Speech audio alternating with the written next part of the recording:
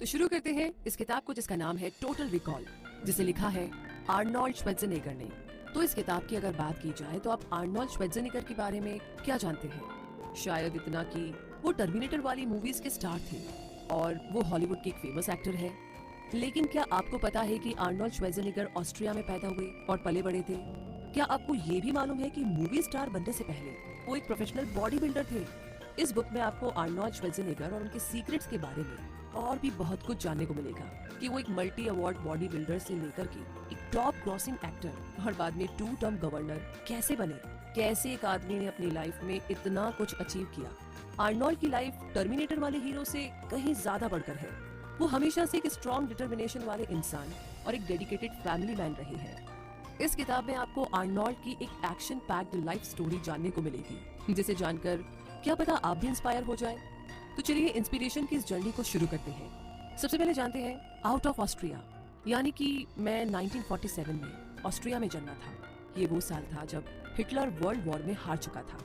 हमें डर था कि सोवियत यूनियन हम पर अटैक ना कर दे। कई सालों से कंट्री में भयंकर भुखमरी फैली हुई थी। मुझे और मेरे बड़े भाई को पालने में मेरे पेरेंट्स को काफी स्ट्रगल करना पड़ा। हम लोग एक गांव में रहते थे जहाँ पर बहुत सारे फार्म थे। मेरे फादर पुलिस में थे और माँ हाउसवाइफ। मेरा बड़ा भाई मुझसे 1 साल बड़ा था। हमारे घर में 2 बेडरूम और एक छोटा सा किचन था जहाँ पर हम लोग खाना खाते थे, अपना होमवर्क करते थे। मेरा बड़ा भाई मैनहार्ट मुझसे 1 साल बड़ा है। हमारे घर में 2 बेडरूम और एक छोटा सा किचन था। मेरी माँ घर का अच्छे से ध्यान रखती थी। वो गांव गांव घूमकर हमारे लिए खाना इकट्ठा करती, अनाज, शुगर और बटर वगैरह। मेरे फादर मस्कुलर बॉडी वाले और एक लंबे चौड़े आदमी थे। मैं और भाई अक्सर घर के बाहर कोयला इकट्ठा करने में उनकी मदद करते थे, क्योंकि हमें विंटर से पहले काफी सारा कोयला जमा करके रखना पड़ता था। मेरा जन्म कोल्ड वॉर के दौरान हुआ था। उस टाइम मेरी कंट्री के बहुत से लोग अमेरिका जाना चाहते थे। अक्सर मैं और मेरा बड़ा भाई मूवी देखने शहर जाया करते थे।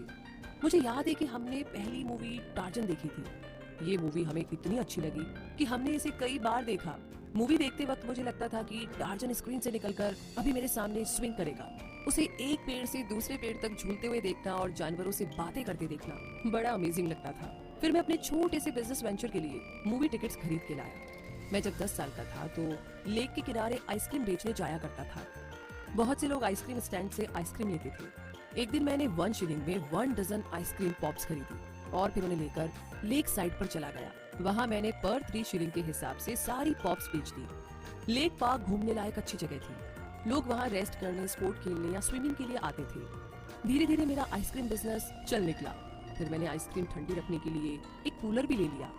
मैं एक दिन में 150 शिलिंग यानी $6 तक कमा लेता था। आइसक्रीम बेचने के बाद मैं और भाई मूवी देखने चले जाते। 10 साल की एज में ही मुझे समझ आ गया था कि मुझे एक दिन कुछ बड़ा करना है। बचपन से ही मैं अमेरिका के सपने देखने लगा था। मैं जिससे भी मिलता यही बोलता था कि एक दिन मैं अमेरिका जाऊंगा। ये बात मैंने अपनी फैमिली, पड़ोसियों और टीचर्स को भी बोल दी थी। एक दिन बस स्टॉप पर मुझसे एज में थोड़ी सी बड़ी एक लड़की बस का इंतजार करती मिली। मैंने देखते ही उससे कहा, देखना एक दिन मैं अमेरिका जाऊंगा। उसने मेरी तरफ देखा और मुंह बनाकर बोली, हाँ हाँ आर्नोल्ड, जरूर जाओगे।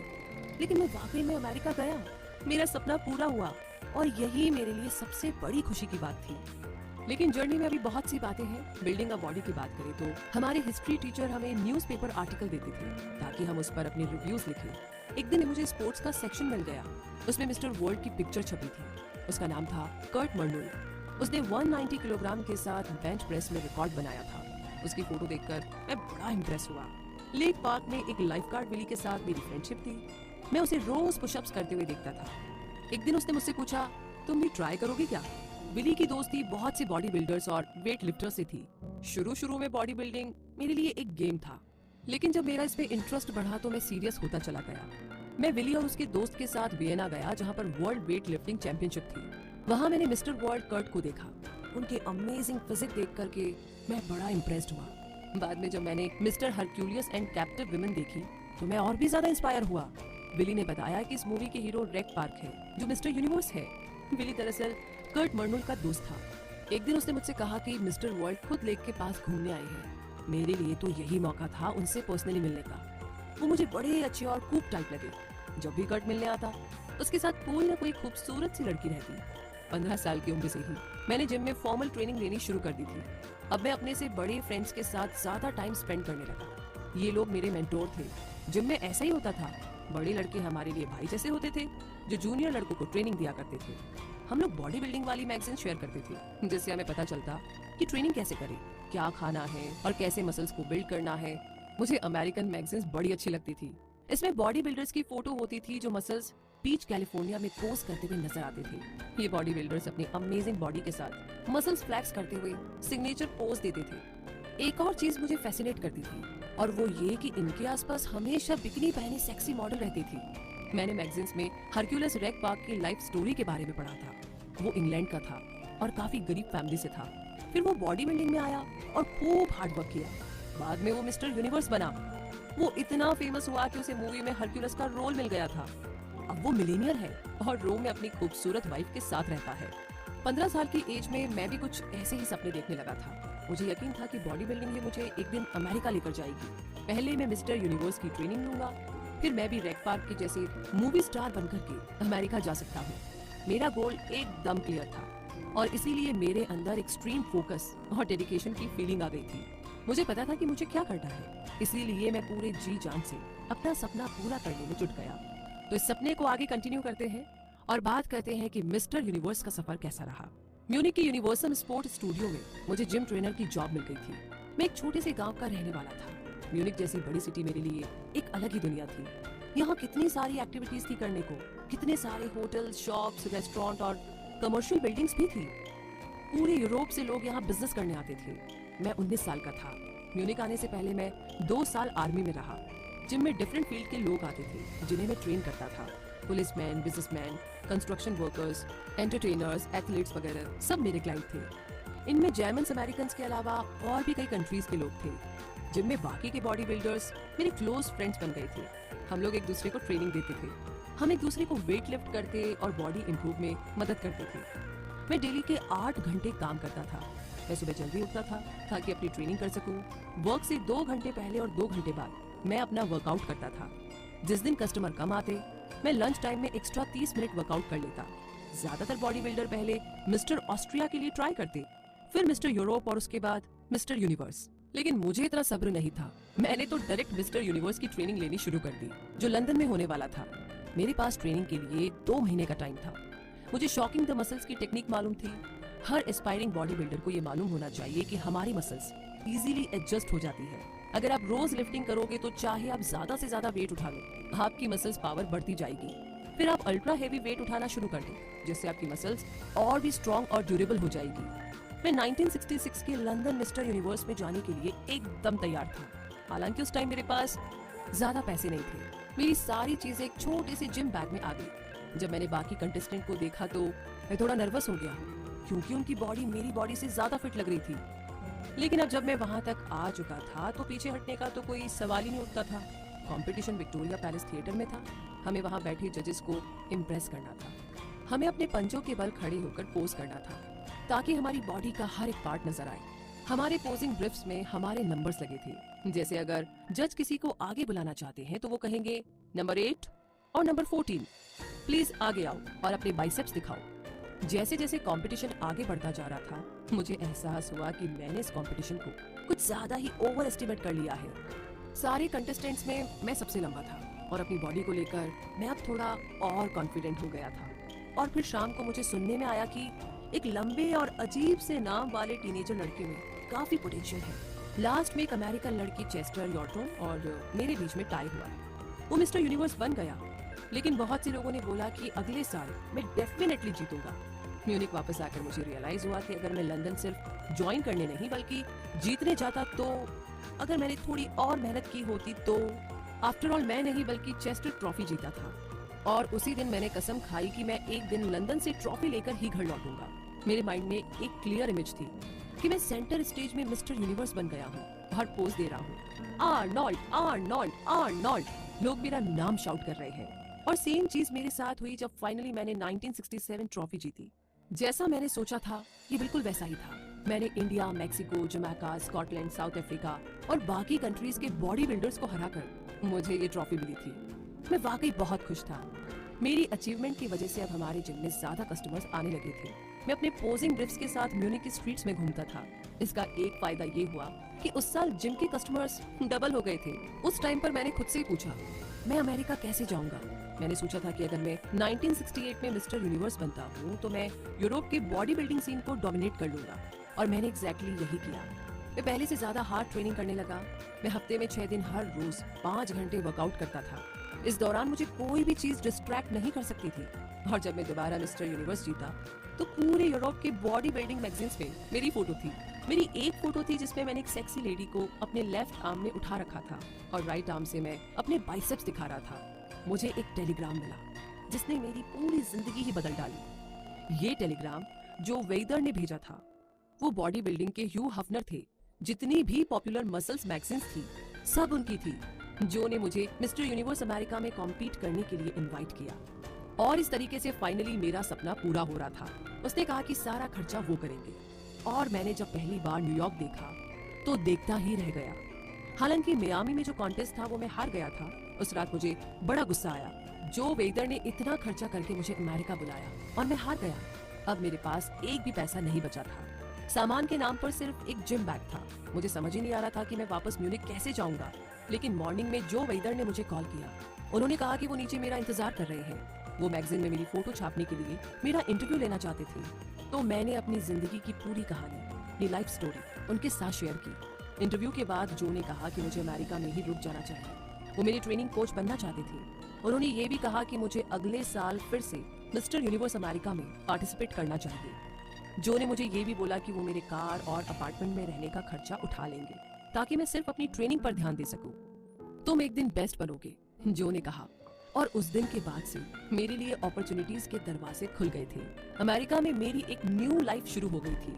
और इसी तरीके से इस सपने में ड्रीम गर्ल की बात हो तो जो वेदर की मैगजीन्स में मेरे बारे में कई कहानियां छपती थी। वो मेरी ट्रेनिंग, मेरी प्रोग्रेस और मेरी डेली रूटीन पर आर्टिकल्स छपते थे। उन्होंने ही मुझे वर्ल्ड ऑफ फिल्म मेकिंग से इंट्रोड्यूस कराया। तब मैं 22 साल का था। तो जो वेदर न्यूयॉर्क में हरक्यूलिस के प्रोड्यूसर से मिले। उन्हें लीड रोल के लिए एक बॉडी बिल्डर की जरूरत थी। तो प्रोड्यूसर्स मिस्टर अमेरिका डेनिस टेनेरिनो को लेने का मन बना रहे थे। लेकिन जो ने बड़ी स्मार्टली प्रोड्यूसर्स को कन्विंस किया कि मैंने 3 बार मिस्टर यूनिवर्स का टाइटल जीता है, इसीलिए सिर्फ मैं ही इस रोल के लिए परफेक्ट हूँ। मुझे इंग्लिश ज्यादा तो नहीं आती थी, फिर भी ये रोल मुझे मिल गया। उसके बाद मैंने 1-2 और बॉडी बिल्डिंग वाली मूवीज की, जैसे स्टे हंग्री और पंपिंग आयरन। इसी बीच मुझे अपनी ड्रीम गर्ल मिल गई थी। 1977 में न्यूयॉर्क में मुझे Robert Kennedy celebrity tennis tournament के लिए इनवाइट किया गया था। ये इवेंट एनबीसी बिल्डिंग में था। मैं एनबीसी की late night news anchor Tom Brokaw से मिला।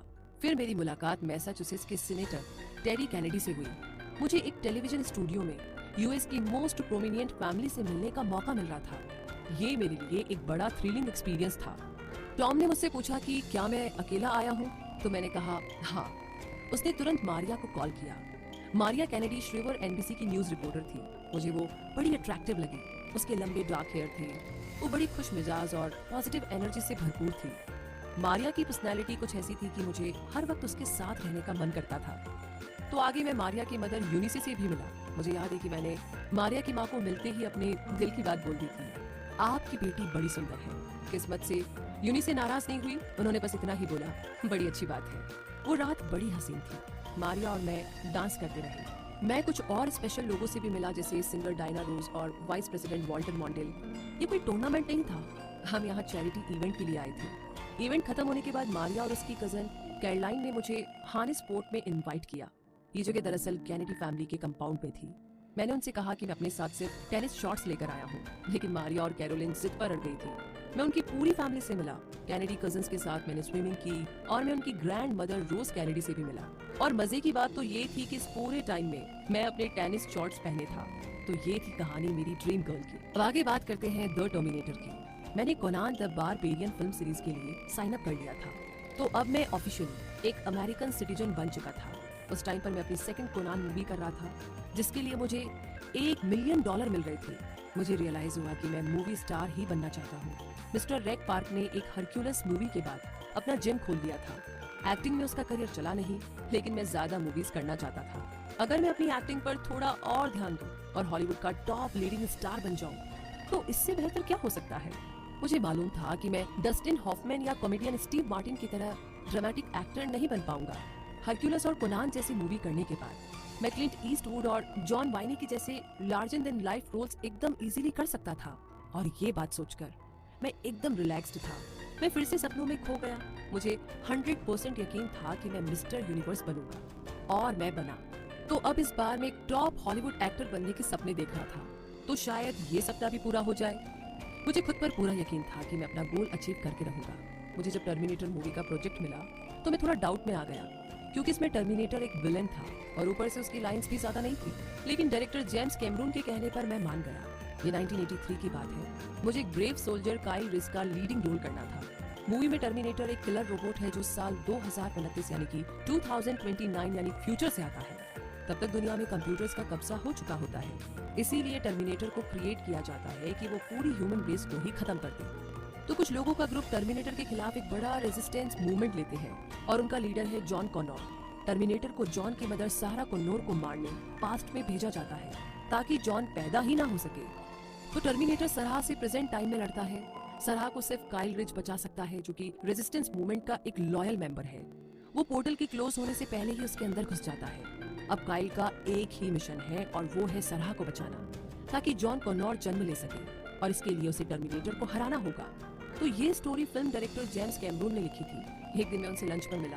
मैं किलर रोबोट की बात करने लगा। मैंने जेम्स से कहा, जो भी एक्टर टर्मिनेटर का रोल करेगा उसे काफी हार्ड ट्रेनिंग लेनी होगी और गन से लोगों को शूट करते टाइम उसकी आंख भी नहीं झपकनी चाहिए, क्योंकि वो एक मशीन है और उसे बिना देखे बुलेट्स लोड करनी चाहिए। जब टर्मिनेटर लोगों की जान ले तो उसका फेस ब्लैंक हो, क्योंकि रोबोट में इमोशन नहीं होते।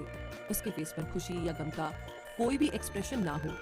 वो ब्लिंक नहीं करता, वो सोचता नहीं, वो बस वही करता है जो उसे करना है। मैं जेम्स को ये सब बोल ही रहा था कि अचानक वो बोले, आर्नोल्ड तुम टर्मिनेटर क्यों नहीं बन जाते? मैंने सीधे मना कर दिया, लेकिन जेम्स मेरे पीछे पड़ गया था। उसे लगा कि इस रोल को मुझसे ज्यादा बढ़िया कोई और नहीं कर सकता, क्योंकि मैं काइल रिच से ज्यादा टर्मिनेटर में इंटरेस्टेड था। लेकिन मुझे ये रोल थोड़ा चैलेंजिंग लग रहा था। लेकिन जेम्स ने मुझे मजबूर कर दिया था। मैं इमेजिन करने लगा कि मूवी के हर पोस्टर में सिर्फ और सिर्फ मेरा फेस दिखेगा, और टर्मिनेटर अगर विलेन रोल में है तो जरूरी नहीं है कि वो एविल हो, वो हीरो भी तो बन सकता है। अगर मैं ये रोल करूँ तो क्या फर्क पड़ता है? जेम्स ने देखा कि मैं इस कैरेक्टर को लेकर के पैशनेट था। उसने मुझे कहा कि लोग तुम्हें टर्मिनेटर के रूप में कभी भुला नहीं पाएंगे। ये फिल्म 1984 में हेलोविन से जस्ट कुछ दिन पहले ही रिलीज हुई। पूरे 6 वीक्स तक टर्मिनेटर नंबर 1 पोजीशन पर रही और मूवी ने $100 मिलियन से भी ज्यादा क्रॉस कर लिया था। जब मैं न्यूयॉर्क की गलियों से गुजरता था तो लोग मुझे टर्मिनेटर कहकर बुलाते थे। तो टर्मिनेटर से अब आगे बढ़ते हैं और बात करते हैं मैरिज एंड मूवीज की। मारिया और मेरे बीच सब बढ़िया चल रहा था। मैं टॉप का एक्टर बन चुका था और वो भी अपने करियर के पीक पर थी। मारिया CBS मॉर्निंग न्यूज में को एंकर बन गई थी। 1986 में हमने शादी करने का फैसला लिया। मैं तब 37 साल का था और मारिया 30 साल की। एक बड़ी फनी बात ये हुई कि शादी से ठीक 2 दिन पहले मैं मैक्सिको के एक जंगल में था। मेरी फिल्म प्रेडेटर की शूटिंग चल रही थी। मैंने प्रोड्यूसर को कहा कि क्या वो मूवी की शूटिंग कुछ हफ्तों के लिए पोस्टपोन कर सकते हैं, क्योंकि मुझे शादी की तैयारी करनी थी। लेकिन उसने साफ मना कर दिया। रेनी सीजन आने वाला था, इसीलिए मूवी की शूटिंग टाइम पर निपटानी जरूरी थी। तो मैंने लाइफ में फर्स्ट टाइम एक चार्टर्ड प्लेन लिया ताकि मैं अपनी ही शादी में टाइम से पहुंच सकूं। आखिर ये मेरी लाइफ का मोस्ट इम्पोर्टेंट डे था। मारिया और मेरी शादी कैनेडी कंपाउंड के पास एक चर्च में हुई। वो उस दिन बहुत ही खूबसूरत लग रही थी। जब मैंने उसे आइल से आते हुए देखा तो वक्त जैसे रुक सा गया। उसका खूबसूरत वेडिंग गाउन और उससे भी ज्यादा खूबसूरत उसकी स्माइल। वो बहुत खुश थी और वहाँ मौजूद हर कोई हमारी इस खुशी में शामिल था। हमारी वेडिंग सेरेमनी के बीच में कुछ ऐसा हुआ जो बड़ा फनी था। मारिया और मैं जैसे ही आई डू बोलने वाले थे कि तभी चर्च का दरवाजा खुला। हम सब वहीं रुक गए, ये देखने के लिए कि क्या हो रहा है। जिस आदमी ने हमें इंटरप्ट किया था वो कोई और नहीं बल्कि एंडी वॉरहोल था, एक फेमस विजुअल आर्टिस्ट और मेरा बड़ा अच्छा दोस्त। वो ग्रेस जॉन्स के साथ आया था, जिसने एक ग्रीन ड्रेस और ग्रीन फर हेड लगाया था। मारिया और मुझे खुशी हुई कि वो दोनों हमारी शादी में आए। शादी के बाद मैंने अपना टारगेट बना लिया था कि मैं हर न्यू मूवी के लिए डबल प्राइज लूंगा, और ज्यादातर मुझे डबल प्राइज मिला भी। फर्स्ट कोनान मूवी 1980 में मैंने $2,50,000 कमाए। टर्मिनेटर से मुझे 1984 में लगभग $7.5 लाख का प्रॉफिट हुआ। कोनान द डिस्ट्रॉयर के लिए 1984 में मुझे $1 मिलियन मिले, जबकि कमांडो के लिए 1985 में $1.5 मिलियन मिले। प्रेडेटर 1987 के लिए मुझे $3 मिलियन मिले थे, और रनिंग मैन 1987 के लिए मुझे $5 मिलियन, और टोटल रिकॉल के लिए 1990 यानी कि 1990 में $10 मिलियन मिले। वैसे एक चीज मैंने सीखी कि तुम जितना पैसा हॉलीवुड में लगाओगे, हॉलीवुड उतना ही तुम्हें वापस देगा। मेरी टॉप मूवीज का एक सीक्रेट है ह्यूमर। मैं ये चीज श्योर कर लेता हूँ कि एक्शन पैक्ड सीन के बीच में भी मेरी कोई ना कोई पंच लाइन या फनी वन लाइनर्स जरूर हो, ताकि मेरे व्यूअर्स फाइट सीन और चेंजेस के बीच में थोड़ा हंस ले और रिलैक्स करें। टर्मिनेटर मूवी का एक सीन है जिसमें किलर रोबोट खुद की बॉडी रिपेयर करता है। तभी एक जेनिटर बोलता है, hey Paul, you got a dead cat there और व्हाट? ऑडियंस देखती है कि टर्मिनेटर अपना रिस्पॉन्स चूज कर रहा है। वो yes, no, what, go away, please come back later, fuck you and fuck you asshole में से सिलेक्ट करने की कोशिश कर रहा है। फिर वो लास्ट वाला सिलेक्ट करता है, जेनिटर भाग जाता है।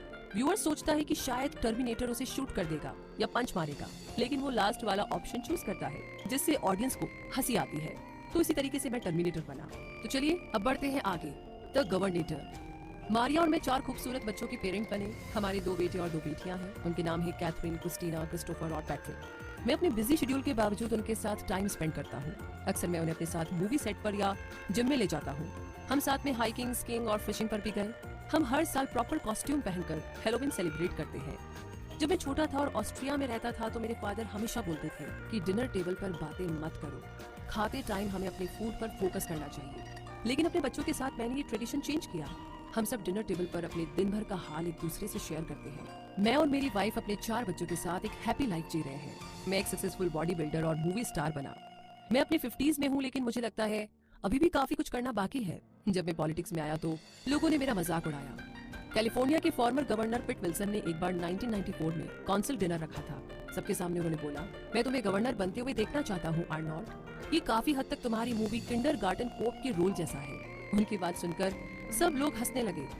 लेकिन मैं बता देना चाहता हूँ कि यूएस के प्रेसिडेंट बनने से पहले रोनाल्ड रेगन भी एक एक्टर ही थे। ऐसे कई लोग हैं जो चाहते हैं कि मैं प्रेसिडेंसी के लिए कंटेस्ट करूं, लेकिन ये पॉसिबल नहीं है, क्योंकि कॉन्स्टिट्यूशन के हिसाब से प्रेसिडेंट एक नेचुरल बॉर्न यूएस सिटीजन होना चाहिए। तो मैं एक गवर्नर से एक कांग्रेसमैन या एक सेनेटर होना ज्यादा पसंद करूंगा। अगर आप सेनेटर हो तो आप अपने शिप के खुद कैप्टन हो, आप ही मेन डिसीजन मेकर होंगे। लेकिन कांग्रेसमैन और सेनेटर को कुलीग्स के साथ मिलकर के काम करना होता है। मुझे अपने स्टेट कैलिफोर्निया पर प्राउड है, जिसे मैंने दिल से अपनाया है। इसका लैंड एरिया कई कंट्रीज से ज्यादा बड़ा है। हमारी पॉपुलेशन 38 मिलियन है, जो कि ऑस्ट्रिया से 4 गुना ज्यादा है। हमारी इकोनॉमी की वर्थ $1.9 ट्रिलियन है। यहाँ का कल्चर इतना डाइवर्स है कि यहाँ 100 से भी ज्यादा लैंग्वेजेस है। बहुत से जीनियस और सिलिकॉन वैली के बिलियनियर्स कैलिफोर्निया में रहते हैं।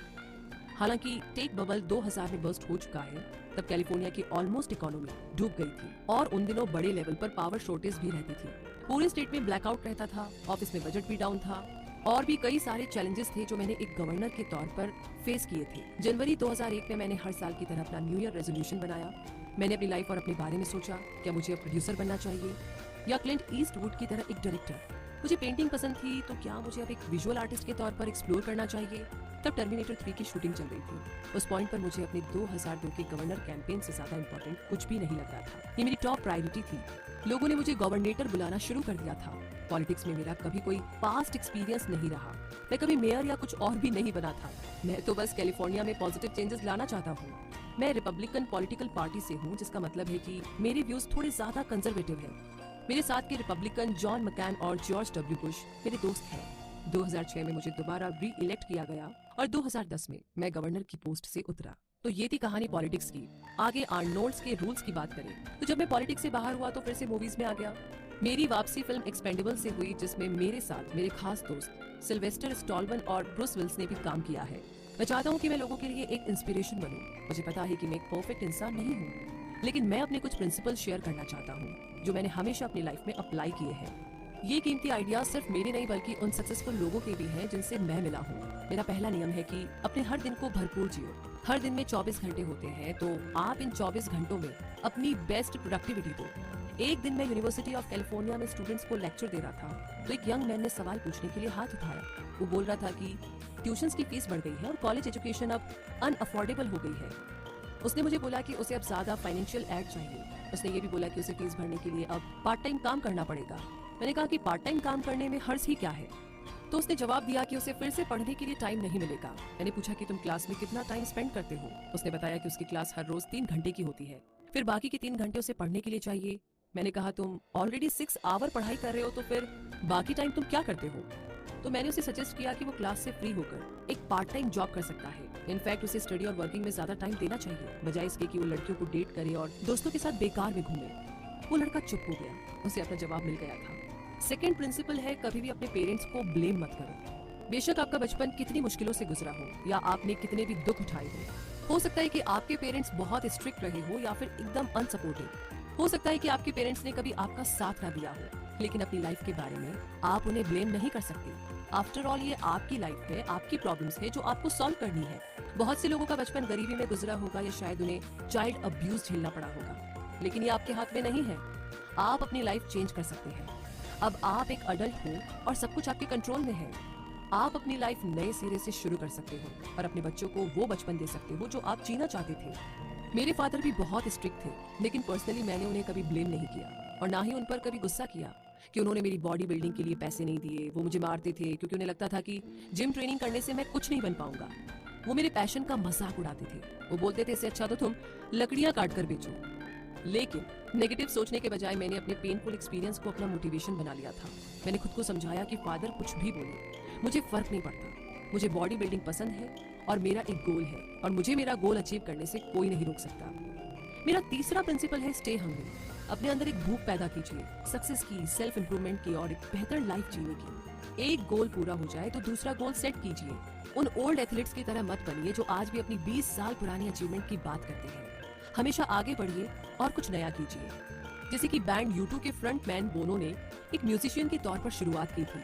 कई मिलियन डॉलर कमाने के बाद वो म्यूजिक प्रोड्यूसर बन गया, फिर यो एड्स एडवोकेट बना। उसने कई सारी चैरिटी इवेंट और नॉन गवर्नमेंट इनिशिएटिव्स ऑर्गेनाइज किए। डोनाल्ड ट्रंप खानदानी अमीर है, लेकिन उन्होंने अपनी प्रॉपर्टी को वेल मेंटेन रखा और 10 गुना बढ़ाया। मेरे खुद के father in law sarge Kennedy मरते दम तक दुनिया घूमते रहे। वो जिंदगी में हमेशा नई चीज एक्सप्लोर करना चाहते थे। मरने के बाद आपके पास आराम करने के लिए बहुत सारा टाइम होगा। जब तक सांस है अपना हर शौक पूरा करो। उन लोगों के साथ टाइम बिताओ जो आपकी कद्र करते हैं और जिनकी कद्र आप करते हो। दूसरों के लिए मुसीबत नहीं बल्कि एक ब्लेसिंग की तरह बनो। अगर हो सके तो दूसरों को सहारा दो। और इन्हीं सारे रूल्स को समझने के बाद अब टाइम आ गया है इस समरी के कंक्लूजन तक पहुंचने का। आपने इस किताब में आर्नोल्ड की लाइफ के बारे में जाना। आपने जाना कि एक सक्सेसफुल लाइफ का सीक्रेट है कि आपके गोल्स एकदम क्लियर हो।